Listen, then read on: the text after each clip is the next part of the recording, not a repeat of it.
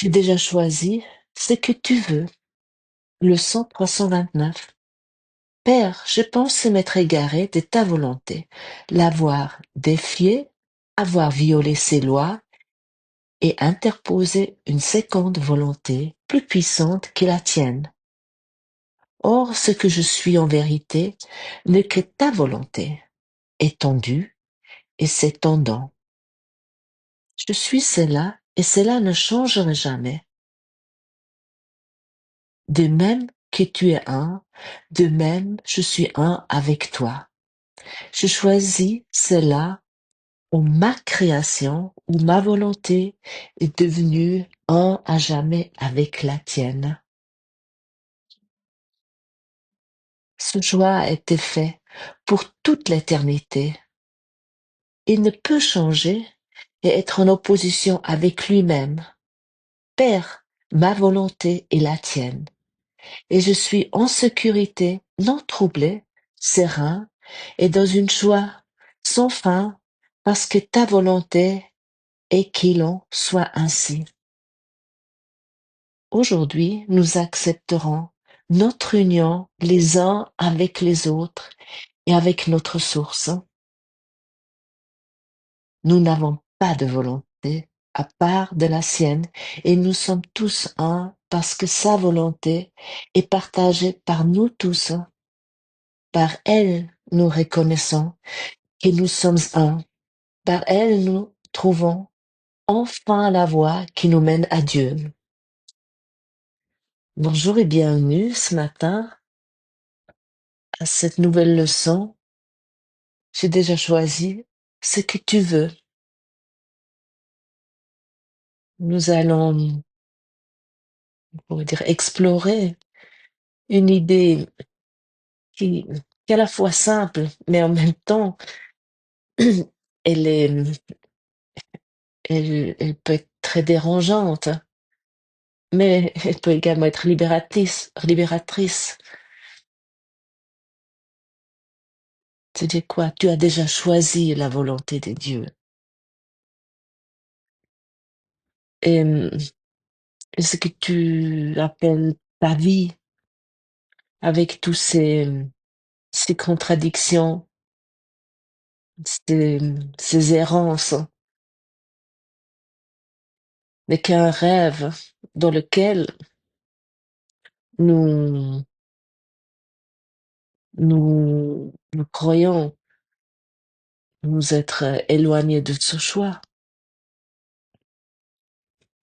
Et cela n'est pas comme une théorie spirituelle, mais c'est une vérité intérieure qui transforme la façon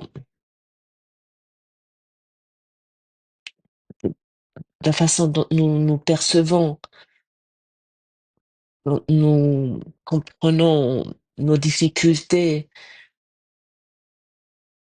et dont nous nous relatons à la vie elle-même. Bien, on pourrait dire un malentendu originel. C'est cette idée, en fait, de croire que nous nous sommes égarés. Et l'une des plus grandes illusions de l'être humain, ou je crois on peut dire la plus grande illusion, c'est de croire que il s'est séparé de Dieu. Et cette croyance, elle est tellement profonde et, et pour cette raison, en fait, elle apparaît, on la ressent dans tous nos douleurs, mais sans la appeler comme ça, mais c'est cette culpabilité, cette honte, ce sentiment d'échec, cette impression d'être tombé, on pourrait dire, brisé, d'être insuffisant, d'être défaillant. Oui, cette idée, ah, j'ai fait quelque chose de mal, ou je ne suis pas ce que je devrais être, ou Ou tu te dis peut-être, ah, je dois retrouver le chemin, ou je me suis éloignée de moi-même. Je suis plus qui je suis. Mais qu'est-ce que c'est ça, tout ce sont quoi ça, ces phrases que nous nous disons? Ce sont nos histoires intérieures, mais c'est en fait, c'est que la narration de l'ego. C'est, c'est un feuilleton psychique que nous avons pris au sérieux, mais depuis, depuis des siècles, on pourrait dire, depuis des maintes incarnations. Et selon l'ego, nous aurions défié Dieu, comme c'est écrit ici, euh, violé ses lois et inventé une volonté plus forte que la sienne. Mais c'est impossible, c'est pas possible, ce n'est qu'un rêve. Et nous sommes rappelés, c'est que la volonté de Dieu n'est pas quelque chose qui te commande. C'est écrit dans ce courant miracle. La volonté de Dieu n'est pas quelque chose qui te commande. C'est ce que tu es, ce que nous sommes. Et tu n'es pas une créature qui doit obéir. Parce que pour certains d'entre nous, dont je fais également partie, ou j'ai fait partie, pour moi, je me suis heurtée à cette mot, à ces phrases, ta volonté. Je me suis dit, mais bon, je dois obéir à quelque chose, et ça, c'est pas dans ma nature égotique du tout. Je me suis beaucoup opposée à cette idée volonté. J'ai toujours, en fait, ouais, ben pourquoi? Parce que je voulais faire ma volonté et je voulais ignorer la vérité qui est que je ne suis qu'une extension vivante de la source et rien d'autre, que je suis sa volonté en mouvement. Tu es sa volonté en mouvement, on pourrait dire. Ou autrement dit, nous ne pouvons pas être opposés à Dieu, car il n'y a rien en nous qui ne soit pas déjà lui. Oui, tu ne peux pas être opposé à Dieu. Nous sommes déjà, en nous, il y a déjà tout ce qui est pareil à lui. Nous ne pouvons pas être autre chose. Nous pouvons nous rêver cela dans cette illusion. Et puis nous nous imaginons souvent, nous devons choisir Dieu.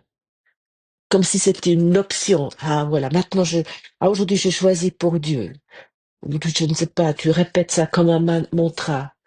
Je choisis pour Dieu. Mais en fait, ce qui te semble peut-être une option un matin, tu dis, tu te réveilles dans ton rêve nocturne et tu dis, ah, aujourd'hui, je choisis pour Dieu, comme si sur notre chemin, s'il était sur notre chemin aujourd'hui, mais les autres jours, tu étais ailleurs. Mais en réalité, c'est totalement différent. Le choix a déjà été fait, la décision a déjà été prise au moment même de ta création. Dans l'instant où tu as été créé, ta volonté et celle de Dieu se sont unies pour toujours. Et ce n'était pas un pacte fragile, non, non, non, non. Ce n'est pas un contrat euh, résiliable, non, il n'y a pas 3 mois de délai de résiliation, non. Non, c'est l'état naturel, c'est permanent, c'est indestructible ce que tu es, ce que nous sommes. Et alors, qu'est-ce qui se passe-t-il pour que nous avons l'impression d'être si loin de cette décision, de ce choix? En fait, il se passe exactement la même chose que dans un rêve. Parce que dans un rêve, tu peux courir, tu peux tomber, tu peux mourir, tu peux trahir. Mais lorsque tu te réveilles le matin, même si tu te souviens de ton rêve, tu sais que rien n'est réel, n'était réel de ça. Et lorsque tu te réveilles, tu réalises tout ça n'était qu'une histoire rêvée. Et on nous dit, tu crois t'être séparé, mais tu ne l'as jamais fait. Tu ne fais que rêver ce qui est arrivé. Et ce rêve-là, nous l'appelons le monde, la personnalité ou notre passé, les blessures, les regrets, les erreurs. Mais en réalité, il y a une seule chose. Tu es toujours ce que Dieu a créé. Et ça, nous entendions pas pour la première fois. Si tu suis depuis un moment ou tu pratiques depuis un moment ce cours, nous, nous sommes unis à notre source, aimants, innocents, intacts, rien d'autre. Et l'unité n'est pas un concept, mais une condition, on pourrait dire. Et dire je suis un avec Dieu, c'est une phrase en fait. Je suis un avec Dieu. Et on peut la répéter mécaniquement, sans en saisir l'impact. Et l'unité qu'on parle ici, ce n'est pas symbolique, ce n'est pas philosophique. Non, elle est littérale. Mais pour cela, mes chers amis, il faut, il faut, peut-être t'aimes pas cette phrase, mais arrête-toi un moment pour ressentir. Parce que tu peux la répéter, cette phrase, maintes et maintes fois. Je suis un avec Dieu, mais autant que tu la ressens pas, tes avancements seront, ouais, tes progrès, si on peut parler de progrès, seront beaucoup plus petits. Mais si tu t'arrêtes, tu prends quelques instants et, et tu ressens, je suis un avec Dieu. À ce moment-là, si tu vas dans le ressenti, à ce moment-là, tu vas l'expérimenter véritablement. Et ça prend pas beaucoup de temps. Tu peux faire ça, même si tu me dis, mais moi je travaille 10 heures par jour, et après j'ai des enfants, et après j'ai ci, ou je dois m'occuper de mes parents âgés, ou peu importe. Non, euh, on a toujours un petit moment. Et même si c'est que lorsque nous allons au WC, euh, c'est un état d'esprit, cela, de se souvenir de soi, de ressentir cela. Parce que Dieu est un, et tu es un avec lui. Et parce que tu es un avec lui, tu es un avec chacun. Et il n'y en a pas plusieurs volontés, même l'ego nous le fait croire ça sans cesse. Il y en a une seule, partagée. Et puis elle est indivisible, elle est éternelle. Et,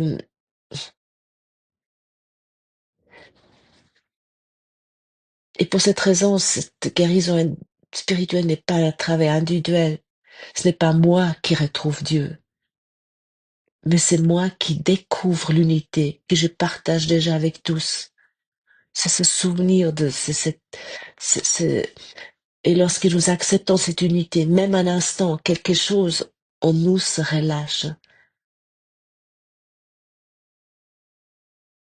Lorsque nous nous rappelons ce que nous sommes, mais pas en tant que toi et moi, mais en tant que partie vivante de l'unité, de cette unité créatrice. Et l'illusion est vivre contre sa nature. Et c'est très douloureux. Et, et nous sommes des enfants de la lumière, de notre source. Mais les enfants de la lumière ne peuvent pas s'épanouir en tant qu'enfants des ténèbres et être heureux. C'est peut-être une manière un peu poétique, qu'est-ce que je dis là, euh, mais, mais ça veut dire que tu peux pas aller contre ta véritable nature sans en souffrir. Mais pas parce que tu es puni, non. Mais pas parce que ce n'est pas possible. Par exemple, un poisson, il ne peut pas vivre hors de l'eau, non? Ou une fleur ne peut pas pousser dans une boîte fermée. Et l'enfant des dieux ne peut pas prospérer, s'épanouir dans un état mental d'oubli, de séparation et de peur. Et si tu essaies de vivre selon les lois de l'ego, c'est-à-dire les lois de la compétition, du manque, de jugement, de la culpabilité ou l'attaque, la défense, tu te sens mal, c'est normal. Mais ce n'est pas un échec spirituel, c'est simplement, écoute bien, le signe que tu fonctionnes à l'envers ce que tu es réellement.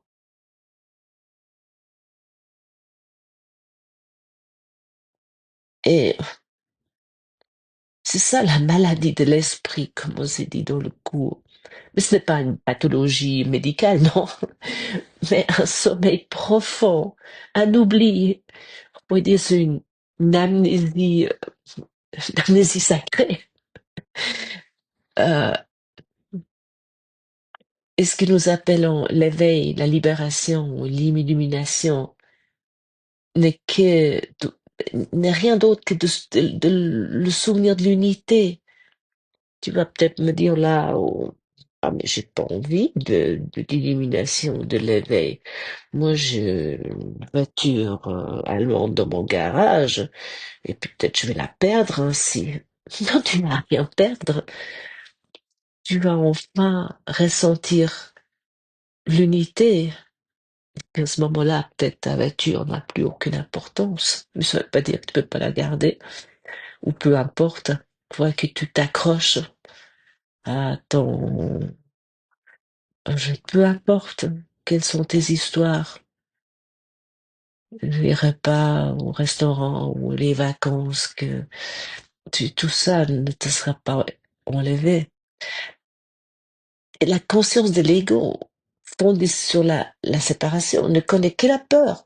Mais la conscience christique, notre véritable conscience, elle reconnaît l'unité. Elle ne peut qu'aimer. Oui, elle ne peut qu'aimer, rien d'autre. Mais cette conscience n'est pas quelque chose que toi et moi nous devons construire. On n'a rien besoin de fabriquer, non. Puis non plus pas à mériter. Ça, c'est dans le monde d'ego, on croit toujours qu'on doit fabriquer ou mériter quelque chose. Mais c'est déjà là. Tout est déjà pur, tout est déjà complète.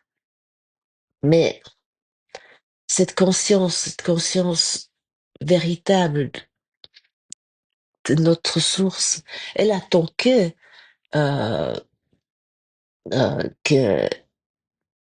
nous la laissons émerger. Cette étincelle, ouais, je qu'on appelle ça, ouais, une étincelle de lumière, parce que tout à l'heure j'utilise cette idée de que nous sommes euh, les enfants de lumière, ou on peut aussi appeler ça autrement si tu préfères. Mais cette étincelle de lumière n'a jamais été soufflée, c'est en toi, et puis ça n'a jamais diminué. Et ce qui est en toi véritablement, qui brille toujours, qui est toujours connecté avec ta source. Ne doute pas, mais,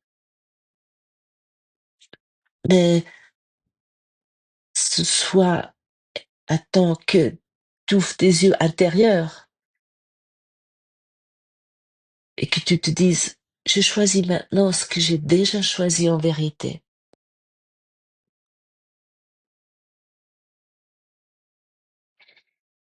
Et beaucoup cherchent la spiritualité comme un effort, on va dire, vers le haut, une sorte d'ascension, un déplacement, une amélioration de soi. Mais là, parce que nous avons tellement appris ça avec les religions, mais, mais la transformation dont nous parlons ici n'est pas un progrès, c'est un retour, un rappel, ou autrement dit, un dépoussiérage de l'être. Nous dépoussiérons ce qui nous sommes véritablement. Tu ne deviens pas lumière. Ne t'inquiète pas, lorsque je parle de lumière, tu gardes, c'est pas maintenant que soudainement t'as plus de corps. mais tu reconnais qu'il est uniquement un outil de communication et rien d'autre. Mais donc tu ne deviens pas quelque chose d'autre, une lumière, mais que tu reconnais que tu l'es déjà. Tu deviens pas non plus la volonté divine, mais que tu réalises que tu n'as jamais cessé de l'être. Et ce chemin spirituel ne construit rien. Il enlève simplement ce qui t'empêche de voir et tous ces pages dans ce cours-là, en fait. Il, il nous apprend uniquement d'enlever ces couches et rien d'autre. Et c'est là, dans ce cours, nous apprenons à retirer les couches de peur, de culpabilité, de jugement, de comparaison, jusqu'à ce qui a toujours été redevient visible. Et apparemment, nous avons besoin des milliers de pages. Oui, ce livre est assez grand et assez dense, mais euh, c'est pas en le lisant. Bien sûr, ça peut être utile. Et puis, pour beaucoup, lorsqu'ils commencent ce cours et ils lisent 3 pages, je dis, mais j'ai rien compris. Donc, moi y compris, hein. Mais j'ai réalisé le lendemain, je dis, mais c'est pas pour moi, ça, je sais pas pour qui est ce livre, mais c'est pas pour moi. Mais c'est une question de pratique. Juste que j'ai commencé à pratiquer. Et maintenant, je peux ouvrir ce livre à n'importe quelle page en demandant mon soi supérieur, le Saint-Esprit ou Jésus de le lire avec moi et ça devient clair. Ce que je comprenais pas avant et je suis pas devenue plus intelligent, non. Non, j'ai pas fait des études entre-temps pour lire ce cours. Non, j'ai pratiqué. Et c'est ça. Et lorsque nous acceptons cette vérité que nous n'avons pas de volonté séparée de celle de Dieu, tout devient plus facile. Parce que toute autre impression est un rêve, une ombre aussi, une histoire intérieure. Mais tu n'as jamais quitté la maison des dieux. Tu n'as jamais perdu ton identité, mais pas cette identité égotique. Et tu n'as jamais rompu l'unité. Non, tu n'as jamais cessé d'être ce que tu es. Et la seule chose que tu as faite, c'est de rêver autre chose. Et aujourd'hui, tu te réveilles un peu, tu te rappelles un peu, tu ouvres les yeux de l'esprit et tu reviens à toi-même. Et même, ne dis pas maintenant, maintenant ça, je n'arrive pas. Non, ça c'est l'ego qui veut te faire croire ça. Mais prends un instant, prends pendant cette journée des moments, si possible chaque heure peut-être, pour te souvenir de ta source, mais sans cela. Et je- j'ai déjà choisi ce que tu veux. C'est de reconnaître notre héritage, euh, que nous n'avons jamais été séparés, que nous sommes la volonté du Créateur et que nous pouvons pas être autre chose et que nous n'avons jamais réellement péché, ni chuté, ni perdu quoi que ce soit. Non, tu es safe, tu es intact, tu es complet. L'unité n'a jamais cessé. C'est pas possible. Le un est un. L'unité est un. C'est pas deux. Et en se rappelant à cela, la vie redevient simple. Et les conflits intérieurs s'apaisent parce que les conflits, autant que tu es en conflit intérieur, tu vois les conflits extérieurs et les contradictions. Bon, on peut dire, et à ce moment-là, la paix n'est plus un concept, mais une reconnaissance. Et tu n'es plus un voyageur dans la nuit, tu es la lumière qui, qui rêvait d'obscurité, qui croyait rêver d'obscurité et rien d'autre. Donc, Pratiquons ensemble aujourd'hui ces moments de souvenirs. Nous avons déjà choisi ce que tu veux. Merci d'avoir partagé ce moment avec moi et à demain.